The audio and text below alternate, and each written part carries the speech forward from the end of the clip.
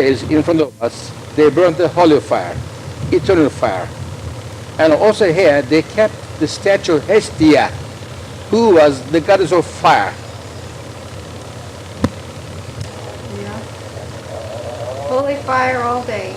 All night too. Yeah, all night too, 24 hours. This town hall, during the excavations in 1955, they found the two original statues of Diana, or Artemis, who was the goddess of moon, hunting, and also fertility. Oh, say that again. Now they are in Turkey now in a museum.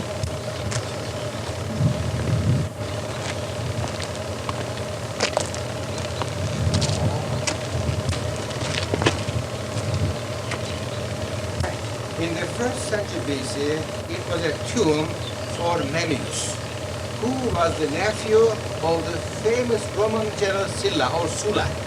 But later, just 400 years later, in the 12th century AD, that tomb of Memmius is changed into a fountain. No more tomb.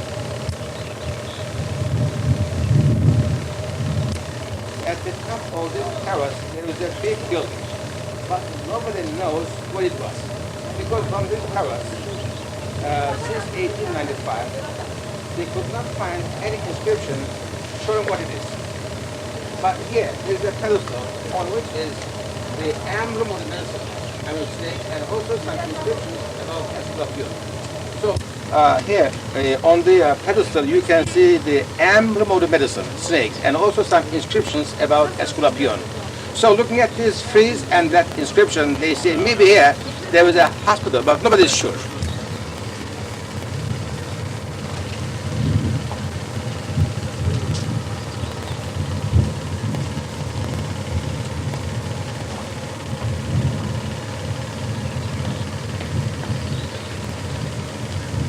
Was one of the first medical centers of the ancient times, where they cured the people with suggestion without the medicines.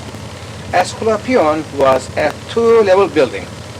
The downstairs was a hospital, and upstairs was a temple. For the first time, they gave the patients opium first to make them sleep. And then when they slept, they took the bed of the patient under the whispering pipe. Then from the temple or from upstairs, the doctors or the priests were whispering the same words 100 times. So he dreamed. And when he woke up, he thought that all these words he heard came from the God. Not